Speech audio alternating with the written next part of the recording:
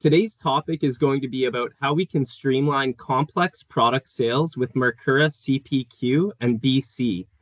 We estimate that today's webinar will take up about 45 minutes of your time, including some time at the end for a Q&A. The webinar is being recorded live and will be available on demand after the session. All attendees will receive a follow-up email after the webinar is complete with a link to access the presentation. And with that being said, I'd like everyone to submit questions through the question panel or in the chat during the session, or you can wait until the end for the Q&A. Please remember to stay muted during the session unless otherwise prompted. Now I'd like to introduce you all to Martin Johansson, founder and CEO at Mercura. How are you doing today, Martin? Hi, I'm fine, thanks. How about you? How are you? Doing well, thanks. So, well, thanks for having me for this webinar. As you said, I'm the founder of the software company Mercura. We are based in Denmark in the second biggest city called Aarhus. And we have made our own software for product configuration, or in more industrial terms, also called CPQ, Configure Price Quote. And we work together with manufacturing companies that are selling complex products and needs a sales tool in order to sell those products smarter and faster. Our software is well integrated with Business Central, and during this video I will show you exactly how and how we integrate with Business Central and which parts of it that is being synchronized. So we have made a standard software, as I said, for industrial companies, and here is a list of some of our customers today. I would say most of them or all of them are selling industrial products. So Bramidan here, for example, are selling balers and comprimators for waste. Danatec is selling industrial mixers. Bluetop is selling solar parking spots. Tormax are selling industrial door systems. Lindab are selling ventilation units and garage doors. Megatronic here is selling welding machines. So I would say the fellow denominator for our customers is that they have some complex products and they need to have a sales tool that is used typically internally, but could also potentially be used by dealers or distributors around the world, or sometimes even used by end consumers.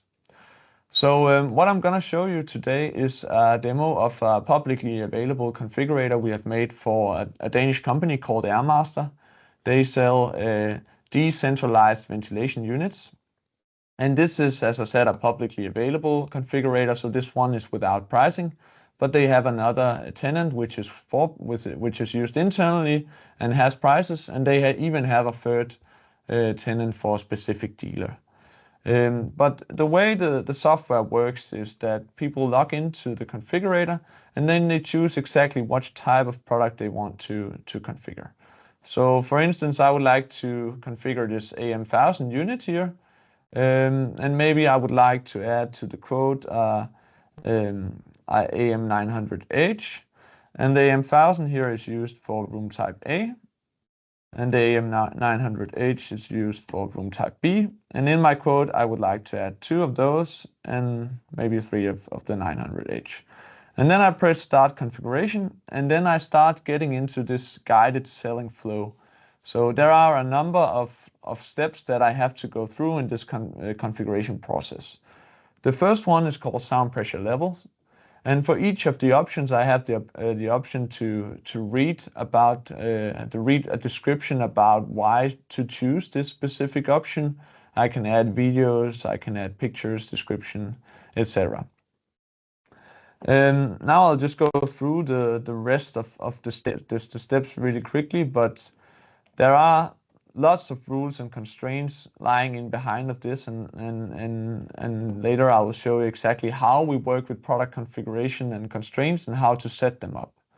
But now I'll choose a specific filter, I'll choose a control panel, a BMS module, maybe some programming as an addition, sensors, preheating surfaces, And once I'm done configuring the first product, I will go into the second one. So this is a floor standing ventilation units, and I'll just go through this quickly. And now I'm done configuring this project here, and I get to a bill of material which includes some item numbers and some descriptions and some quantities.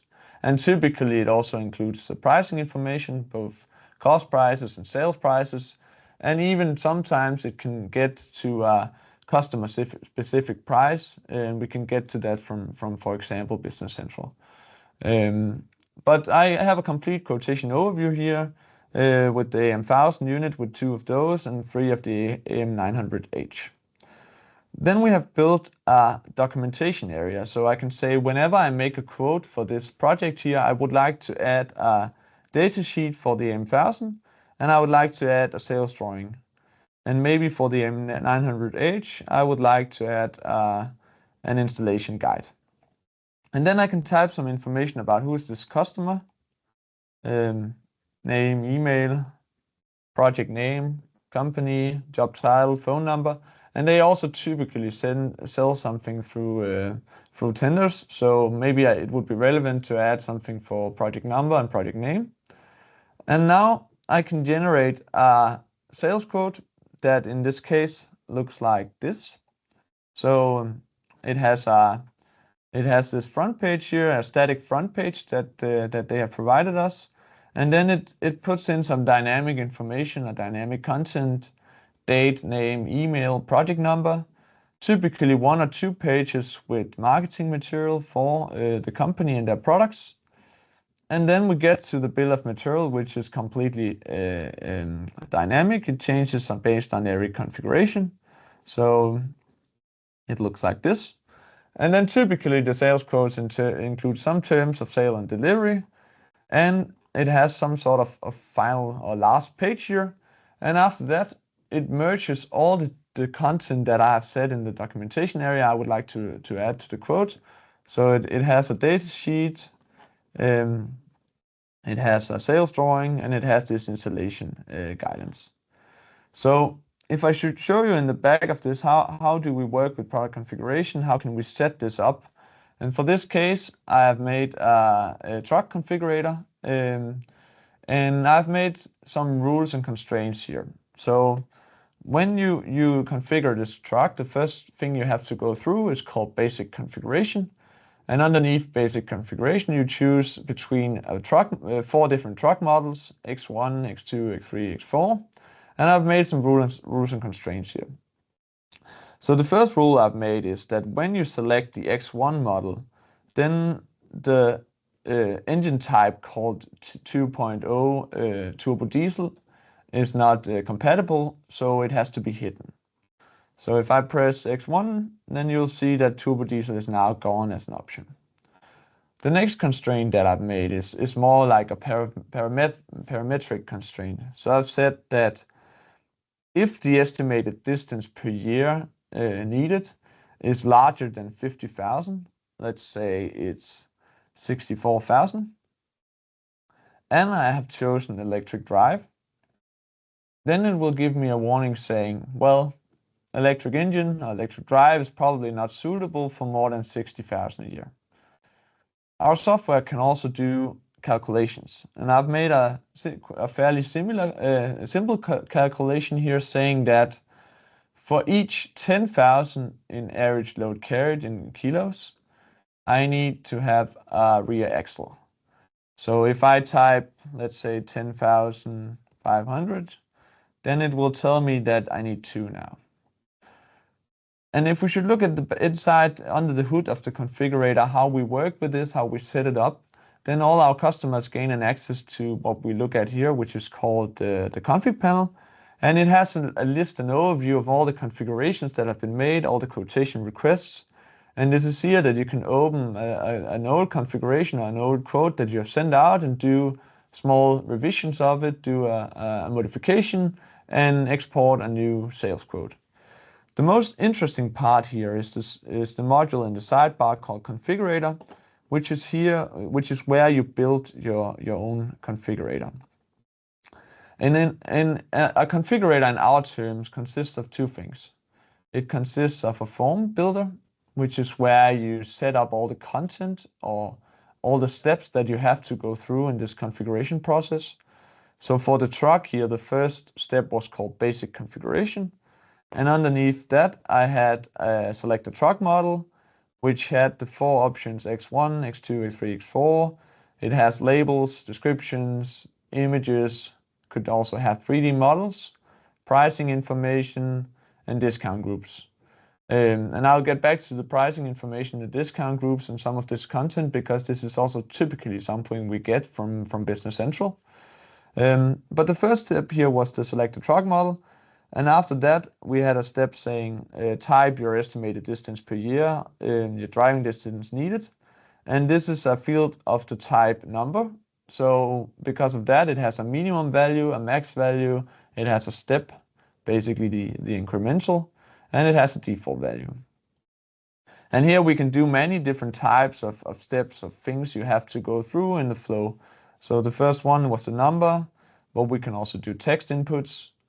We could do sliders. We could do checkboxes. If you want to cross off more things, then it would be relevant to build a checkbox. We can do radio buttons if it's a either or decision, typically for a small range of options, then the radio button would be nice. And we can also do drop downs. In case you have many options, then it's typically nice to view it as a drop down. So this is basically what the form builder does. It looks at the form, the steps in the configuration flow and the content of it. And next to that, we have a constraint builder. And the constraint builder can do lots of stuff. And I will start from more simple things and turn into more complex things. So the first constraint that I built was the one I called high turbo diesel gear when X1 model is selected. So a constraint in our terms consists of 2 things. It consists of a condition and it consists of an effect. The condition is basically what should be met in order for the constraint to run. When should this constraint run? And in this case, I've said, well, this constraint should run when the option selected is the model X1. And then we have the effects. So the effects define what should happen when the condition is met. So if the X1 model is selected, well, then I want to hide the turbo diesel option. Okay, that's a fairly simple constraint, but it can get a lot more complex depending on the customer's needs. So for the next one, I've said that the electric engine is not suitable for long distance. I've made an and condition here saying that if the value of the estimated distance per year in kilometers, that field, if the value is larger than or equal to 60,000, and I've selected electric drive, well, then it should give me a warning on the electric drive saying this is probably not suitable, or please be a bit cautious here. We can do country-specific constraints. So because there are many hills in Norway, I've said that if you are in Norway, if the country is Norway, and you choose more than 50, or you type more than 50,000 average load carried, well, then it should give a message on the drivetrain saying in Norway, trucks carrying more than 50,000 kilos should be equipped with a 2.6x2 drivetrain for safety and traction. So you can do, depending on legislation or depending on market-specific needs, you can do country constraints as well. And the last one I've set up was the calculate number of rear axles. Here the condition says that when something in average load carried has been typed that is larger than 0, then the constraint should run. And what should it do? Well, it should set the value of number of rear axles to be equivalent to ceiling, basically round up, of the value of average load carried divided by 10,000. So basically, it should round up when typing something in average load carried divided by 10,000, round that number up, and that's what we need in the number of rear axles. And we can do a variety of different things. So on the condition side, we can do rules based on numbers, based on true/false values, based on whether the user has a given level.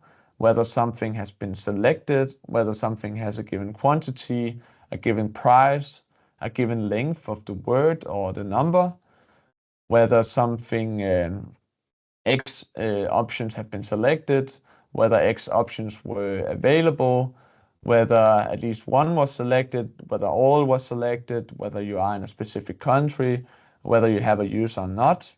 You can do multiple calculations as well in the software. You can do more or less all the functions that are typically used in a software like Excel: plus, minus, multiplication, division, power, average, median. All those things that you typically use in Excel can be used as well in the software. And then you can do a lot of logical operators. You can do a lot of AND constraints, or not, or XOR. And you can sort of nest them into each other. So you can make an AND, and inside the AND you can make an OR, or not, or you can basically build a tree of very complex rules here that can pinpoint an exact configuration. And the final thing we have in here is called, then we also have the comparison operators. You can do less than, you can do less than equal to, not equal to, greater than equal to. And the final thing here is that if you have some sort of calculation that you keep referring back to, then you can save it as a saved expression. And this saves you for some time when maintaining all the constraints, because then you can refer back to a rule that you have made previously. And in case something changes in that rule or in that constraint or in that calculation, then you can just change it one place, and it will nest back to the other constraints that has this, or that is linking to this one. So those are the things that we can do on the condition side. And for the effects, well, if the condition is satisfied, then we can hide something, we can show something, we can hide something, we can make something required, we can make something that was required optional, we can make something read-only, meaning we sort of gray it out, we show it, but you cannot change it. We can unset something that has been selected previously. We can set something, we can set a given quantity of something, and then we have more like descriptive effects here. We can set a message, an error, a warning, a success. So what we're looking at here is basically a standard theme. So no matter whether you're using the styling here or you're using this styling, then you can set most of the things up in a module here that we call appearance. So the appearance allows you to upload your own fonts, choose your own colors, upload your own PDFs, and choose between a number of features in terms of UI or visibility. And the software here is very well integrated into Business Central. So as Business Central does not have any sort of included configuration module, then many of our customers use our software for maintaining complex product rules and for making quotes. And the way it works is typically that we synchronize the items from Business Central, including information such as item numbers, prices, description, even pictures if you have it, even stock inventory levels.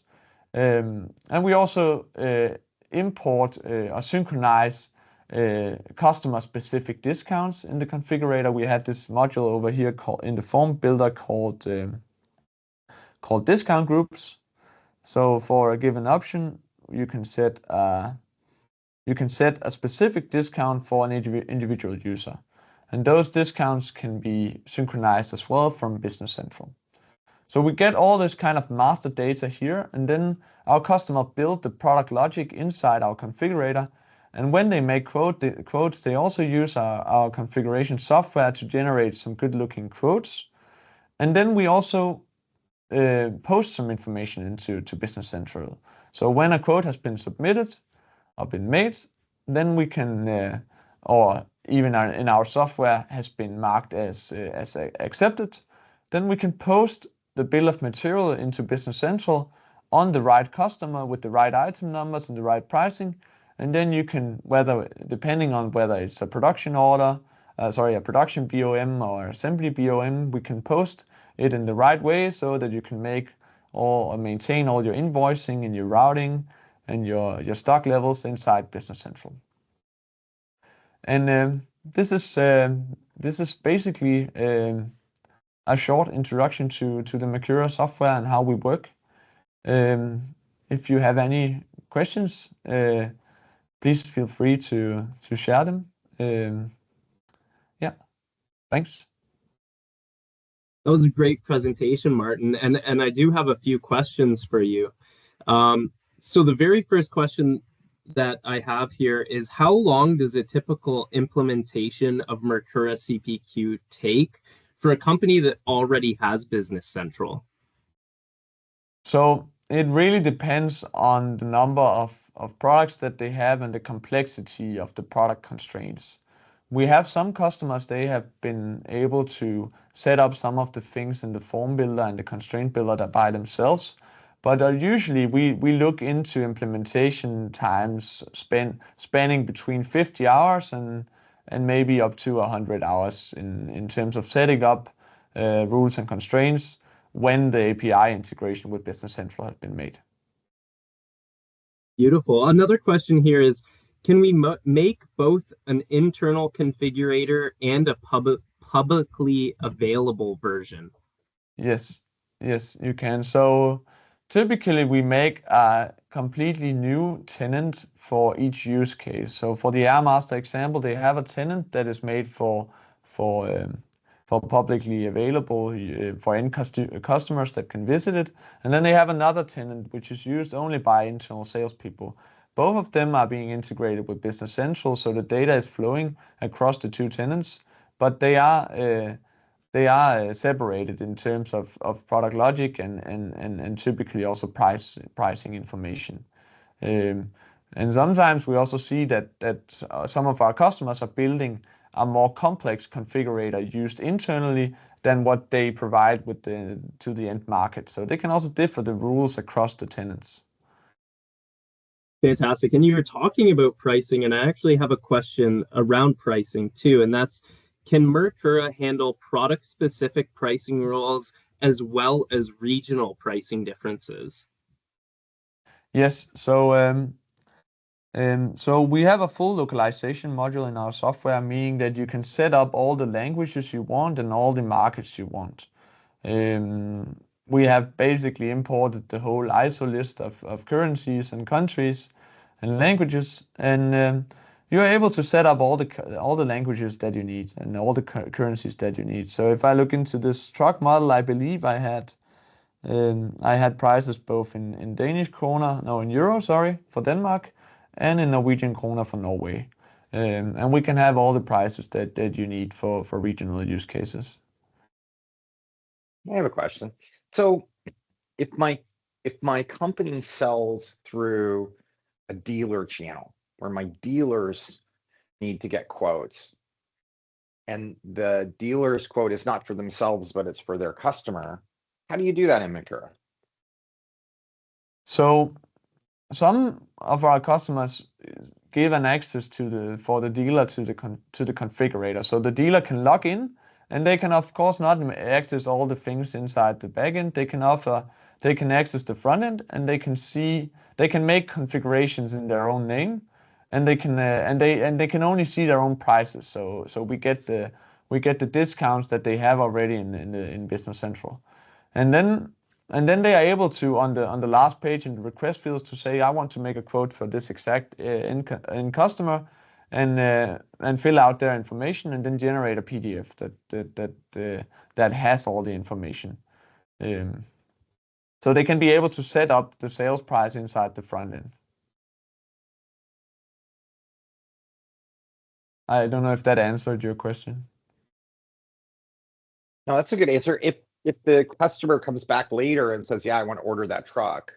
Yeah. Do they just click a button and then so they have a list of all the configurations and quotation requests they have made here, and then you can just change the status of a given order, and then change it from being in progress to being accepted or whatever, and then we do a post into Business Central.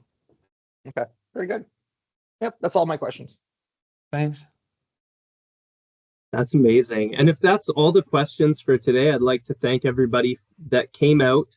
And I'd also like to thank Martin again for presenting for us today. And thank you all for joining. Thanks also. Have a great day. Have a great day. Bye.